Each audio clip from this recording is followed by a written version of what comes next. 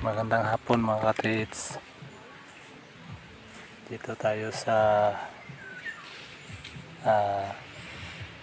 tabing dagat. Titingnan natin yung area na may malaking ibinaon mga ka-treasure.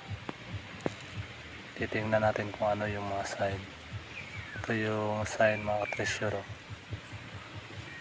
Tatlong mangga na nag-triangle. At ito ay pinting tong batong kinatatayuan ko. Ang batong yon ay nakaturo sa mangga. Yan mga treasure.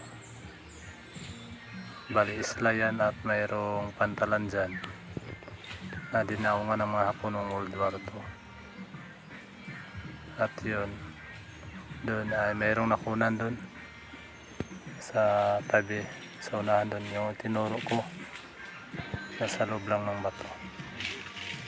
Dito ay posible may malaking binaon ito mga treasure, kasi binili ito ng isang mayamang tao.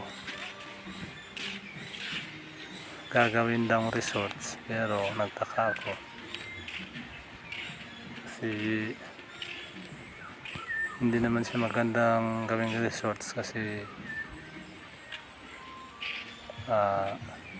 hindi maganda yung mga buhangin sa tabi, tapos mabato siya. Titingnan natin dito ang mga sign mga treasure. Yan o, guhit yan patungo sa nakaturo sa taas.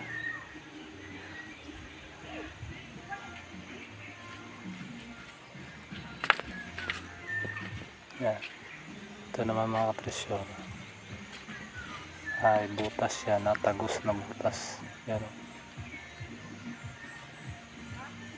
tagos na butas yan mga treasure.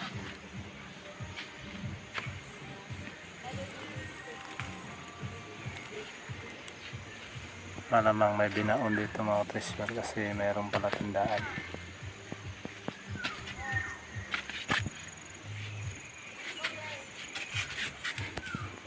Yan o, yan o, butas yan mga treasure na nakaturo sa taas.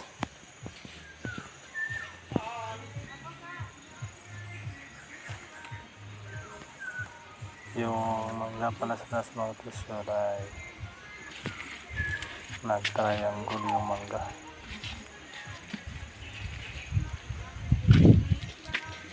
Yan o, ito yun namang batong yan ay para siyang kamay na nakatihaya ba o nakahiyang. Pero ang area dito mga katrisyo nakapagtataka kasi parang lumulubog yung lupa yan o, sa tabi. Malamang dyan binutas, tapos siniksik dyan mga katrisyo sa ilalim ng puno ng mangga. Malamang yun yung dinaanan nila, tapos tinakpan lang ng mga bato-bato ang kanilang dinaanan. Titignan na natin ngayon mga katresyor yung mangga. Ito na yung mangga mga katresyor. Ito yung mangga na lumang mangga, putol pa yan mga katresyor. Yan, putol yan. Tapos yung tatlo yung dalawa ay naka-align sila, tatlo na triangle. Yan o, triangle. Posible nandito lang yung big load mga treasure. Yan lang mga treasure. Happy treasure hunting sa ating lahat. Huwag niyo kalimutan mag-like and subscribe.